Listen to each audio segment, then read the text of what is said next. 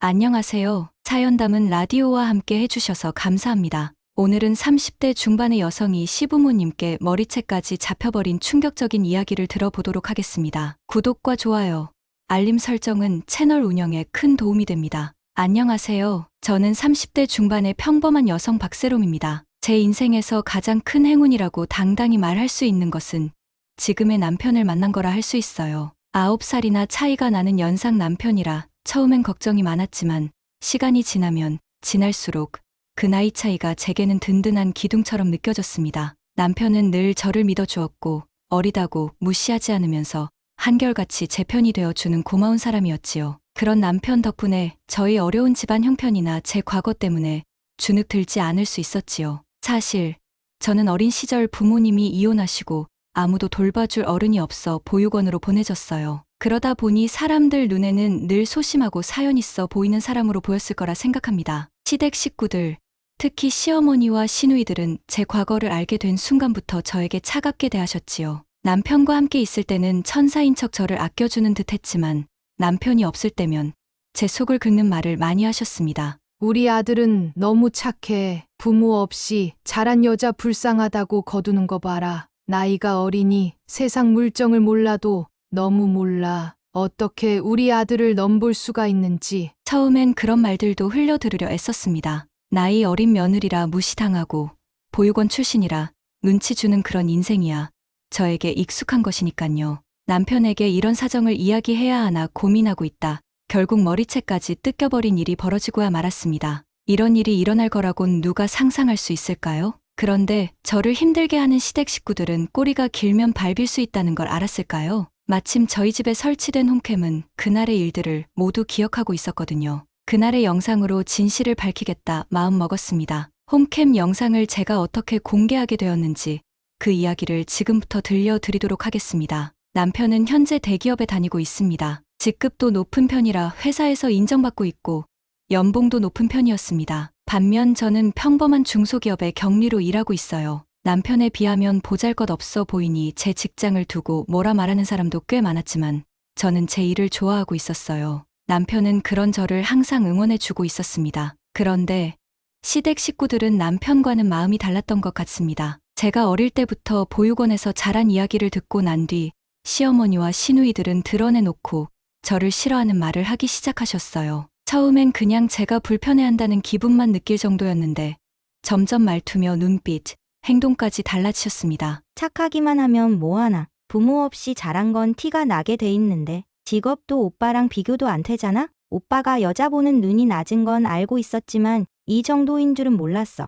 이렇게 저를 무시하는 말을 제 앞에서 하기도 했고 시어머니와 시누이가 둘만 조용히 이야기하면서 저에게 눈치를 준 적도 많았습니다. 너무 속상한 말들이었지만 저는 참아야만 했어요. 어차피 남편은 저를 많이 아껴주고 있었고 항상 제 편이 되어 주었기에 이렇게 시댁 모임에서만 불편한 걸 참으면 될 테니 그냥 조용히 넘어가고 싶었습니다. 남편은 제가 힘든 일이 있다면 제일 먼저 달려와 주었고 시어머니와 시누이가 저를 불편하게 하는 걸 눈치를 채기만 해도 저 대신 나서서 수습해 주기도 했어요. 그래서인지 시댁 식구들도 남편이 있을 때는 저에게 아무 말 하지 못하고 있었답니다. 말 한마디 잘못하면 남편이 화를 내니 남편 눈치를 살피느라 찍소리도 못했죠. 그러니 남편이 없을 때만 조금 참기만 하면 되겠다 생각하고 있었습니다. 왜 시댁 식구들이 남편 앞에서 눈치를 보냐고요? 남편이 보기엔 부드럽고 유순해 보이지만 불합리하다고 느끼거나 자기 사람을 불편하게 하는 걸 느끼면 절대 그냥 넘어가지 않는 사람이었거든요. 남편만의 분명한 기준이 있어서 누구든 그 선을 넘으면 그 자리에서 바로 잡고 따지는 성격이었습니다. 얼마 전에도 시어머니가 저에게 은근히 잔소리하며 불편하게 했을 때 남편이 그걸 듣자마자 한마디 하더라고요. 이 사람 자존심 상하게 하는 말을 하지 말아주세요.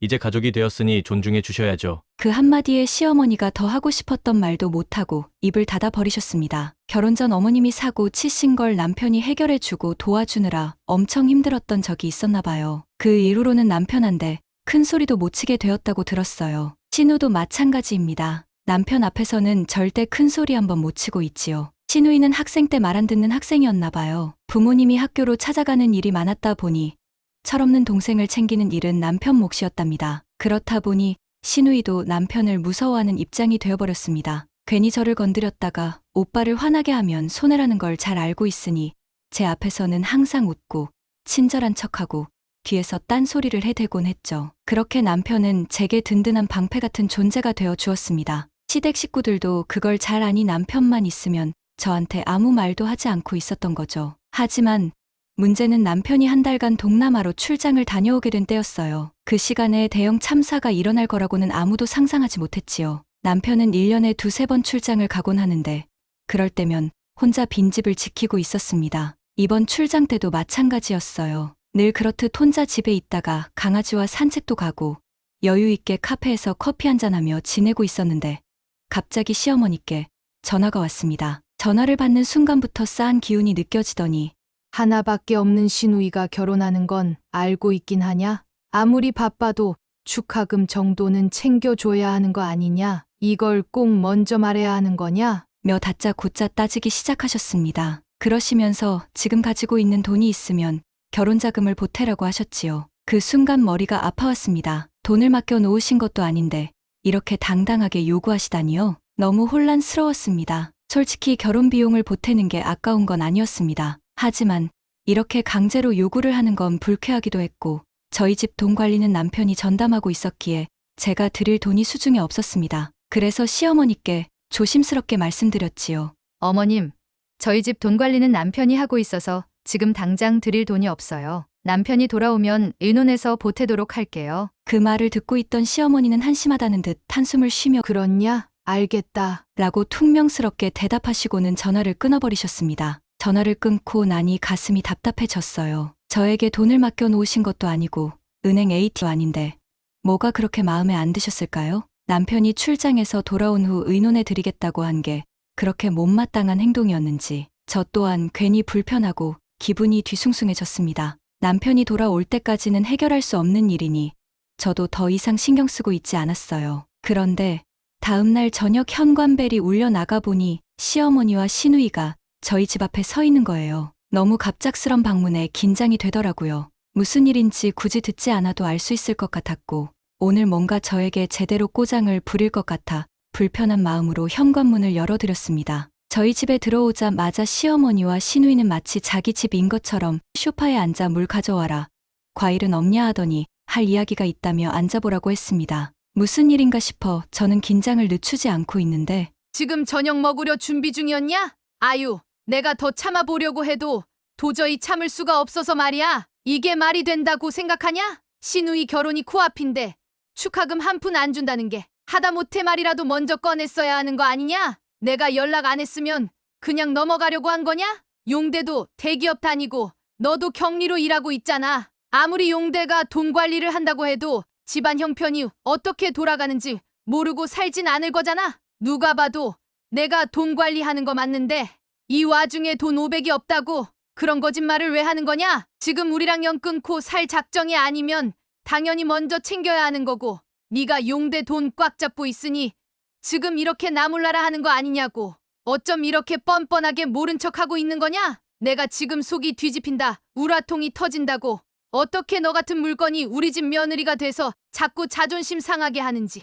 어머님, 진짜 오해세요. 돈 관리를 제가 할 수도 있죠. 하지만 결혼할 때부터 남편이 회사 일하며 돈 관리로 스트레스 많이 받았을 텐데 집에서까지 신경 쓰게 하고 싶지 않다고 하면서 자기가 관리하겠다고 먼저 말했어요. 저는 오히려 저를 배려해주는 것 같아서 고맙게 생각하고 제 월급까지 오빠가 맡아서 관리하고 있어요. 제가 직접 들고 있는 건 생활비 카드랑 제 이름으로 된 용돈 통장밖에 없어요. 어머님이 원하시는 만큼 큰 돈이 없어요. 정기적으로 들어오는 생활비도 식재료 사고 공과금 처리를 하면 남는 돈이 없습니다. 남편이 출장 다녀오면 이야기해보겠다고 말씀드렸잖아요. 제가 결혼 자금을 드리기 싫은 게 아니라 그 큰 돈을 쓰려면 오빠랑은 상의를 해봐야 할 일이라 그런 거예요. 돌아오면 꼭 이야기해볼게요. 지금 제가 드릴 상황이 되지 않아 기다려 달라고 한 것뿐인데 어머님이 왜 그렇게 화가 나신 건지 이해가 되지 않았습니다. 그 말을 너 같으면 믿을 수 있겠냐? 너 같은 애가 집안 살림 쥐고 흔들면서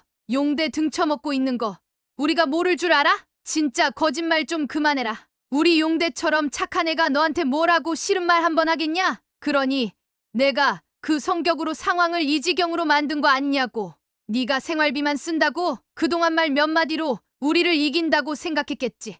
네 눈엔 내가 늙은 호구로 보이냐? 축하금 보태기 싫으니 남편 핑계대고 생활비만 쓴다고? 네가 잘도 그러고 있겠다. 어머님, 제가 그런 거짓말을 왜 해요? 진짜라고요. 어머님이 서운할 수 있다는 건 이해해요. 시누이 결혼이 중요한 것도 알겠고 비용도 많이 들겠죠? 근데 정말 제 수중에 돈이 없어요. 저희 부부끼리 모으고 있는 통장엔 당연히 돈이 있지만 통장도 오빠 이름으로 되어 있어서 제가 건드릴 수가 없어요. 남편 돌아오면 이야기해보겠다고 몇 번이나 말씀드렸잖아요. 제가 마음대로 할 수 없는 걸 할 수 있다고 말씀드릴 수도 없는 것이니 며칠만 기다려주세요. 오늘 당장 필요한 것도 아닌데 왜 이렇게 재촉하시는지 모르겠어요. 저도 이 상황이 속상하고 답답해요. 시댁 식구들에게 잘하고 싶은 마음 많았는데 자꾸 욕심부린 사람처럼 몰아가시니 더 이상 어떤 설명을 드려야 할지 막막하기만 했습니다. 언니, 어디서 눈을 부라리고 말대꾸 하는 거야?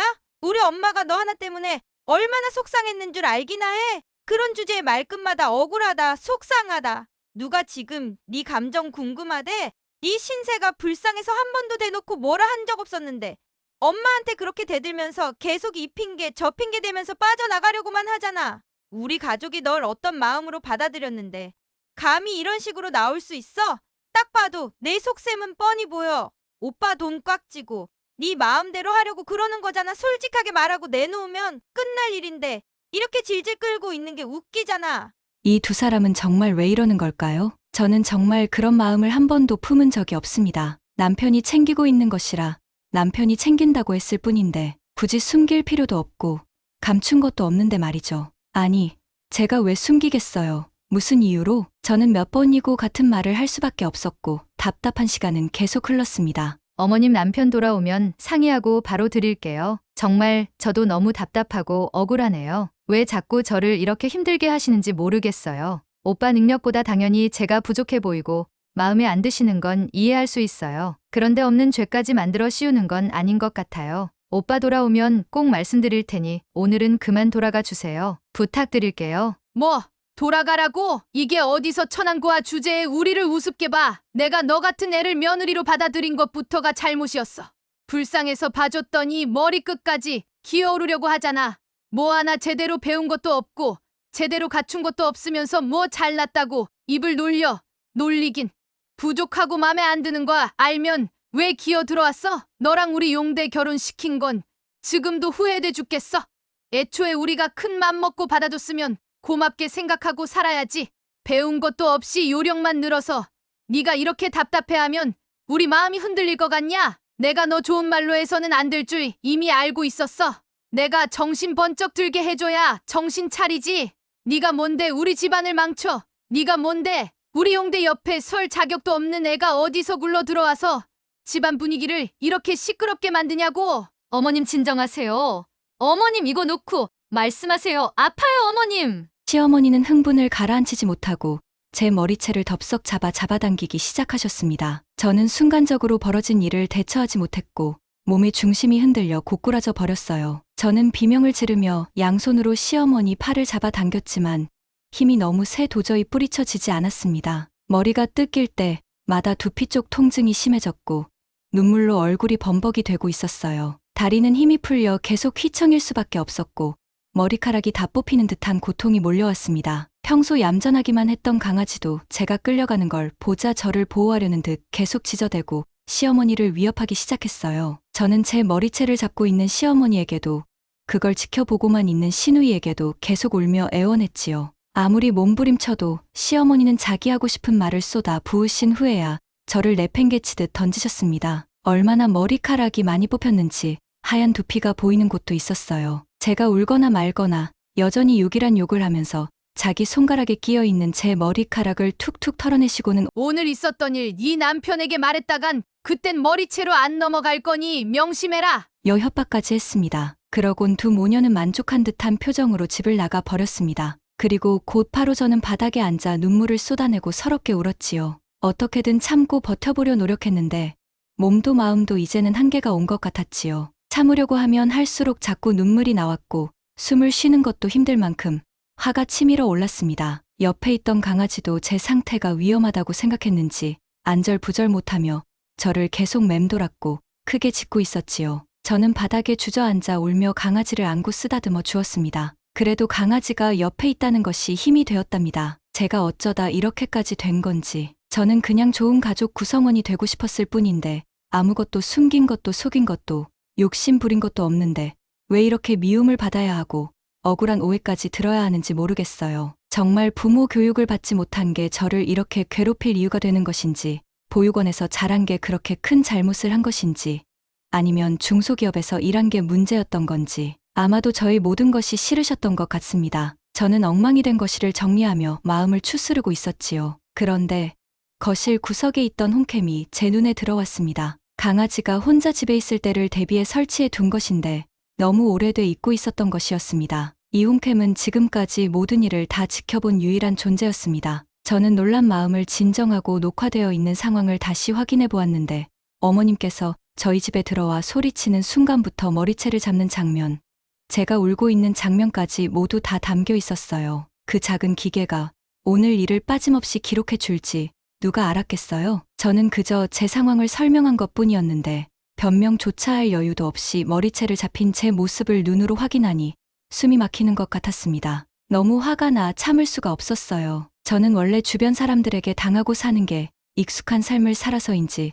똑같이 갚아주자 이런 마음을 먹어본 적은 없어요. 똥이 더러워서 피하지 무서워서 피하는 건 아니니깐요. 그래서 저는 이번에도 이 영상을 가지고 약점을 잡아야겠다 생각한 적도 없었고 그저 억울해서 더 이상 견딜 수 없을 때 이걸 보여주겠다는 생각만 하고 있었습니다. 아무도 내 말을 믿어주지 않을 때가 분명 있을 것이고 말로 설명해도 소용없는 순간도 올 것이니 그때는 이 영상이라도 보여주면서 진짜 제 모습을 보여줄 수 있을 것 같았어요. 저는 녹화된 영상을 노트북에 비밀 폴더를 만들어 보관해 두었습니다. 이 영상을 터뜨리게 되는 날이 오지 않았으면 하는 바람을 해보기도 했어요. 다음 날이 되어도 시댁에서는 그 누구도 저에게 사과 연락을 하는 사람이 없었습니다. 당연히 사과를 기대했던 건 아니었지만 아무 일 없었다는 듯 평온하게 지내는 것이 제가 투명인간이 된 것 같았어요. 두 사람은 평소처럼 가족 채팅방에 메시지를 올리고 재미있다는 듯 웃는 이야기를 하기도 했습니다. 전날 저녁에 저희 집에 쳐들어와 제 머리채를 잡았던 사람이 맞나 싶을 정도로 너무 태연했지요. 저는 채팅창을 멍하니 바라볼 뿐 도저히 그 어떤 반응도 할 수가 없었습니다. 그날 있었던 일이 너무 현실적이지 않아 제가 꿈을 꾼 것인가 싶은 생각도 들었답니다. 정말 내가 머리채를 잡힌 건가? 정말 내가 그런 말을 들었었나? 이런 생각에 머릿속이 텅 빈 듯 했습니다. 거울을 보며 머리가 빠져 하얗게 두피가 보이는 걸 확인하고 어깨팔에 멍까지 들어 있었습니다. 그 모든 게 저에게 일어났던 일이라는 것이 믿어지지가 않았지요. 그리고 며칠 뒤 드디어 남편이 출장해서 돌아왔습니다. 공항에서 보내온 사진은 피곤해 보이지만 집에 와서 행복한 듯한 남편의 사진과 빨리 집에 온다는 메시를 보며 저는 아무렇지 않은 척을 해야만 했어요. 시어머니에게 당한 일을 제일 먼저 말하고 싶었지만 제가 말 한번 꺼내기 시작하면 제어하지 못하고 쏟아내게 될 것만 같았어요. 그리고 제 이야기를 들은 남편은 가족이라도 단번에 연을 끊겠다는 선택을 할 사람이기에 계속 마음에 걸렸습니다. 제가 잘못한 건 없다 해도 내가 말을 꺼내는 순간 돌이킬 수 없을지도 모른다는 생각이 무섭기도 했기에 망설여졌어요. 그래서 일단 지금은 말하지 않기로 하고 언젠가는 자연스럽게 알게 되는 날이 오거나 제가 말할 수밖에 없는 순간이 온다면 그때 모두 이야기하자 맘먹고 조금 더 묻어두기로 했습니다. 그러하기로 마음을 결정한 채 저는 평소처럼 남편을 맞았습니다. 따뜻한 밥상을 차리고 고생 많았다며 위로도 해주고 아무 일 없이 편안한 사람처럼 말이지요. 그 일이 있고 2달이 흘렀습니다. 아무 일도 일어난 적 없었던 것처럼 시댁은 늘 평온했어요. 정확히 그날 일에 대해 그 어떤 사과도 없었고 애초에 그런 일은 없었던 것처럼 모두 입을 다물고 있었죠. 그렇게 조용히 지나가던 어느 날 시어머니 생신이 다가온다는 연락을 받았습니다. 다 같이 모여 저녁 식사를 하자는 시누이의 연락에 다시 가족들이 모이는 자리에 참석해야 할 명분이 생겼습니다. 그리고 시누이는 조금 있으면 엄마 생신인 거 알고 있지? 요즘 며느리들이 부모님 생신 축하 영상도 만들고 감동 주고 그러는 거 유튜브에 보면 많이 나오니까 그런 거 하나 정도는 만들어 봐야 되지 않겠어? 넌 손재주 좋잖아. 난 완전 똥손이라 그런 거 못해. 그러니 네가 만들어서 준비해줘. 알았지? 그런 거라도 해야 엄마가 널 조금이라도 이쁘게 봐주지 않겠어? 라는 전화가 왔습니다. 그 말을 생각하고 또 생각했어요. 평소처럼 반말에 명령하는 말투, 그날 일은 잊어버린 지 오래라는 듯한 태도로 예쁜 며느리 노릇이나 하라는 뻔뻔스러운 모습, 너무 화가 났습니다. 사실 제가 그림 그리고 소품 만드는 걸 좋아해 집안 곳곳에 직접 만든 소품이 많았거든요. 강아지들 옷도 직접 만들어 입히기도 하고요. 그걸 보고 간 시누이는 은근히 이런 것도 잘하네. 영 맹탕은 아니다라며 비꼬듯 말한 적이 있습니다. 그 뒤로 제가 손재주 좋다는 말이 시댁 식구들 사이에서 돌기 시작했고 시어머니 생일 축하 영상까지 만들라는 요구까지 해버리네요. 그날 저를 머리채 잡았던 그 사람의 모습이 아직 제 기억엔 생생한데 그 생일 축하 영상을 만들라고 하니 뻔뻔하다 못해 괘씸하게 느껴지기까지 했습니다. 소파에 앉아 한참 동안 생각을 해보았어요. 시누이의 말에 어떻게 행동해야 할지, 지금 이 순간에 제가 해야 할 일이 무엇인지 정해야 하는데 머릿속이 너무 복잡해 하나도 정할 수가 없었습니다. 축하 영상, 그 단어가 계속 맴돌 뿐이었어요. 평범한 생일 영상이었다면 힘들지 않게 만들었을 것 같아요. 하지만 그날 일들이 제 머릿속에서 떠나지 않고 있으니 어느 것 하나 평범하게 다가오기가 힘들었습니다. 말로는 다 설명할 수 없는 수치심과 억울함, 창피함까지. 그날 이후 저는 하루에도 몇 번씩 생각나 힘든 순간을 보냈지요. 그런데 지금 이렇게 영상을 만들라고 하니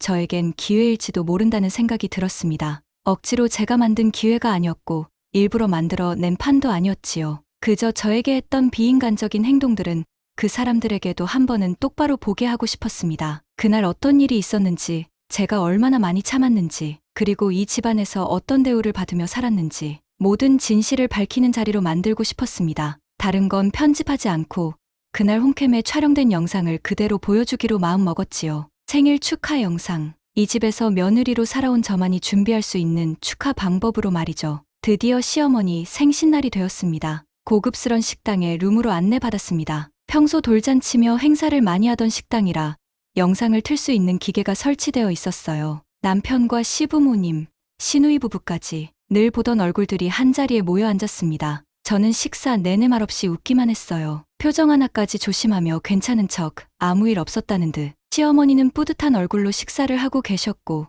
시누이는 자꾸 저에게 눈치를 주었습니다. 영상 준비해왔지? 식사 끝나면 바로? 알았지? 시누이가 조용히 제가 해야 하는 일을 일러주었습니다. 저는 고개만 끄덕일 뿐이었지요. 제가 무슨 생각으로 어떤 영상을 준비했는지 아무도 모르고 있으니까요. 식사가 마무리되니 시누이가 일어나 그럼 지금부터 하나밖에 없는 며느리가 준비해온 영상을 함께 보도록 하겠습니다. 아무것도 모르는 시댁 식구들은 모두 좋다며 박수까지 치고 있었습니다. 시아버지도 저에게 기대된다는 눈빛을 보내셨지요. 남편도 저를 흐뭇하게 웃으며 바라봐 주었습니다. 모든 가족은 웃고 기뻐하는데 저는 너무 긴장에 등에 땀이 줄줄 흘렀어요. 저는 손에 쥔 USB를 천천히 꺼내 설치되어 있는 노트북에 연결해 파일을 실행시켰습니다. 어떤 음악도 축하 인사도 없이 시작된 영상에는 저희 집 거실만 보입니다. 처음엔 모두 어리둥절한 표정이었지요. 다들 영상을 잘못 튼 것 아니냐며 웅성대기 시작했고 시어머니는 어떤 영상인지 눈치채셨는지 눈을 크게 뜬 채 저만 바라보고 계실 뿐이었죠. 시누이는 아직 눈치채지 못했는지 이게 무슨 장면인가 화면을 뚫어지게 보고만 있었고요. 곧이어 영상에서 시어머니와 시누이가 저희 집에 들어오는 순간부터 시작해 소파에 앉아 저에게 막말을 퍼부으며 삿대질하는 장면이 모조리 나오고 있었습니다. 그 장면을 보는 가족들 표정은 모두 제각각이었어요. 시아버지와 남편은 놀라 입을 다물지 못하고 있었고 시어머니는 놀라셨는지 얼굴이 붉어지고 있었지요. 시누이는 제 영상을 끄려고 노트북으로 달려 나오려다 남편에게 제지당하고 말았습니다. 영상에서는 고아 주제의 시댁을 우습게 봐. 내가 너 같은 애를 며느리로. 시어머니가 내뱉은 말이 그대로 흘러나오고 있었지요. 영상 속에는 눈물 범벅이 된 얼굴로 바닥에 주저앉아 있는 저의 모습과 제 머리채를 잡아 흔들고 있는 시어머니의 모습이 나오자 모두들 난리가 났습니다. 시어머니는 순간 얼굴이 하얗게 질린 듯 하더니 입술을 부르르 떨며 말씀하셨지요. 이게 지금 무슨 영상이야? 응? 너 지금 이걸 생일 축하 영상이라고 만든 거야? 이런 걸 여기서 왜 트는 거냐? 이건 도대체 언제 찍은 거야? 누가 버릇없이 몰래 영상 찍으라 했어? 우리 협박하려고 갖고 있었던 거야? 지금 이런 식으로 가족들 망신시켜서 속이 시원하냐? 모자란 애 걷어놨더니 참 무섭네. 이렇게 사람 뒤통수 칠 줄 누가 알았겠어? 그냥 너만 조용히 넘어가면 될 일을 이렇게 하니 속이 시원했니? 시엠이 생일을 다 망쳐버리고. 어머님, 제가 협박할 마음이 있었다면 아마 처음부터 다른 태도를 보였을 거예요. 그날 어머님이 저한테 하신 말과 행동을 제가 설명하면 누가 믿어주겠어요?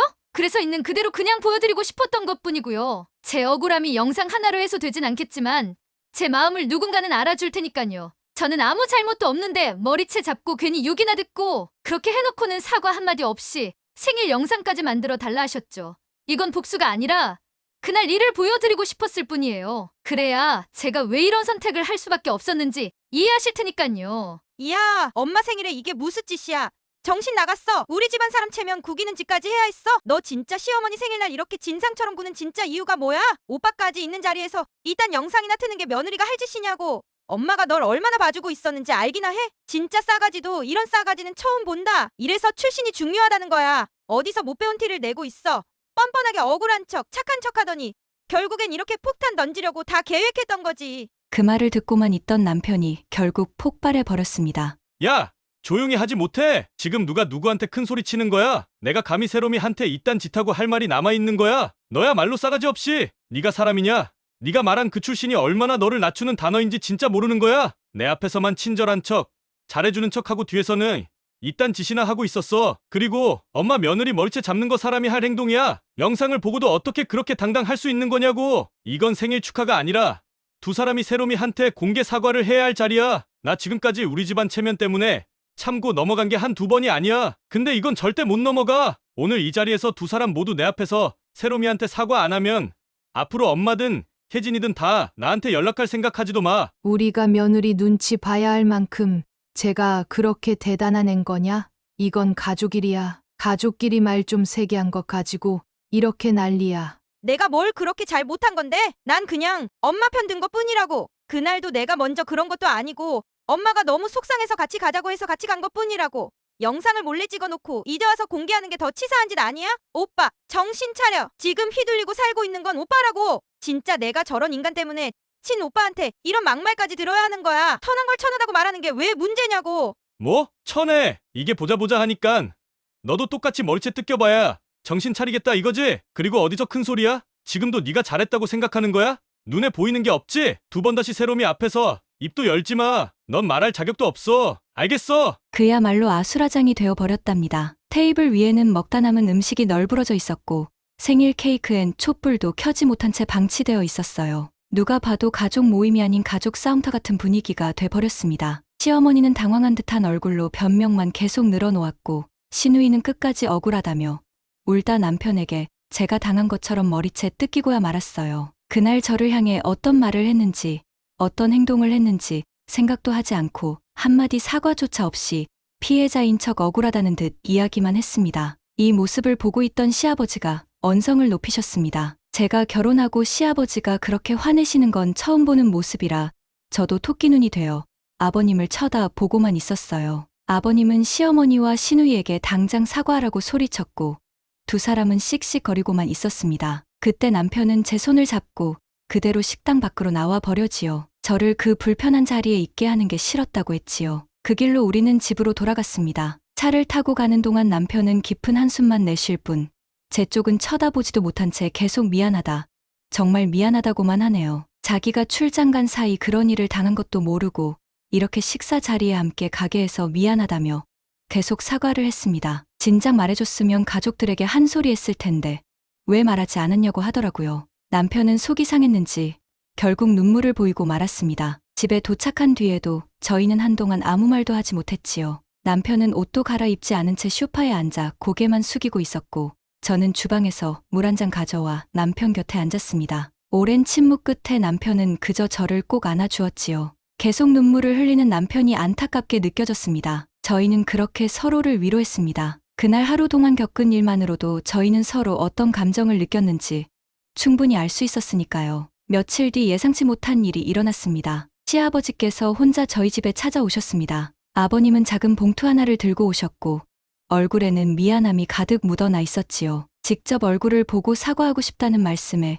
저는 조용히 고개를 숙였고 그런 제 앞에 아버님은 무릎을 꿇으셨어요. 저는 너무 당황해 제발 이러지 마시라고 일어나시라며 말씀드렸지만 아버님은 어른으로서 정말 미안하다며 보상이 되진 않겠지만 마음을 전하고 싶다며 준비해 오신 봉투를 건네셨습니다. 봉투 안에는 위로금이라 부르기에는 큰 액수의 현금과 손편지가 담겨 있었어요. 깔끔한 글씨체로 적혀 있는 편지. 세롬아, 내가 상처받은 만큼 보상이 되지 않겠지만 우리 집에서 상처는 잊어버리고 더 행복한 꿈을 꿀 수 있는 집으로 옮겼으면 좋겠구나. 정말 미안하다. 는 문장이 적혀 있었습니다. 아버님은 못난 가족을 용서하고 시댁과는 멀리 떨어진 곳으로 이사가라며 현금으로 3억을 주셨어요. 너무 큰 금액이라 저는 손이 떨렸고 남편에게 이 사실을 말하며 돈을 어찌해야 할지 모르겠다고 했지요. 일주일 뒤엔 시어머니와 시누이가 시아버지에게 끌려온 듯 저희 집에 다시 찾아왔습니다. 현관문을 열자 두 사람은 고개를 숙인 채 서 있었고 아버님은 소리를 치셨어요. 빨리 말하지 못해. 앞으로는 다시 안 그러겠다고. 세롬이 앞에서 당장 사과해. 내가 당신을 몇십 년 봐왔는데 자기 자식한테도 손지검 한 번 안 한 사람이 어디서 며느리한테 그렇게 손을 올려? 그리고 너 혜진이 너도 오빠 부인한테 그렇게 반말하고 막말을 퍼부어. 내가 너를 그렇게 가르쳤냐? 그동안 참고 살아온 세롬이한테 그런 몹쓸 짓을 하고도 사과 한 번 없이 넘어갈 생각이었던 것 같은데 얘가 안 이상 절대 그렇게 둘 수는 없다. 당장 사과해. 어서. 아니, 여보, 그때는 나도 너무 속상해서 실수한 거냐. 나도 정신 없었다고. 뭐? 속이 상하면 며느리 머리채는 잡아도 된다는 거야. 말이 되는 소리를 해. 이 집안에서 며느리한테 그런 짓거리를 해놓고 연락 한 통 없었던 건 무슨 경우야? 그래, 세롬아. 그날은 내가 좀 심했다. 미안해. 사람이라 감정이 앞섰던 거고 어쨌든 머리채까지 잡은 건 잘못했어. 사과하마. 미안하다. 마지못해 하는 사과라는 태도가 다 느껴졌지만 저는 그저 묵묵히 그 사과를 받고 있을 뿐이었습니다. 그 순간 어떤 감정도 들지 않았지요. 하지만 한 가지 확실한 것은 있었어요. 앞으로 절대 저를 괴롭히지는 않겠구나 싶었답니다. 시댁 식구들이 돌아간 뒤 정말 오랜만에 집안이 조용했습니다. 공기도 달라진 느낌이었지요. 남편과 소파에 앉아 있으니 강아지가 조심스럽게 제 무릎에 올라왔습니다. 아무 말도 하지 않았지만 그동안 고생 많았다고 저에게 이야기하는 듯 했어요. 그 따뜻한 체온의 마음이 풀리고 있었습니다. 그날 이후 저에게 큰 변화가 생기진 않았습니다. 남편이 전보다 더 저를 챙겨주려는 게 눈에 보이는 정도였지요. 시댁에서는 별다른 연락이 없습니다. 서로 시간이 필요하겠지요. 하지만 저는 그 공백이 너무 편안했습니다. 억지로 예의 차리고 노력해 웃던 시간이 지나고 나니 숨통이 트이는 것만 같았어요. 이제는 이 집안에서 주눅 들지 않고 당당히 지내도 된다고 생각하니 마음이 가벼워지는 듯 했습니다. 사실 이 일을 누군가에게 꺼내놓는다는 것도 힘들었습니다. 창피하기도 하고 억울하기도 하고 말해봤자 누가 믿어주겠나 싶었거든요. 하지만 이렇게 이야기를 하다 보니 마음이 후련해지는 것 같습니다. 많이 참기만 하고 많이 외로웠던 시간이었어요. 시아버지와 남편이 힘이 되어주고 있어 더 이상 참고만 살지 않아도 된답니다. 지금까지 제 이야기를 들어주셔서 감사합니다.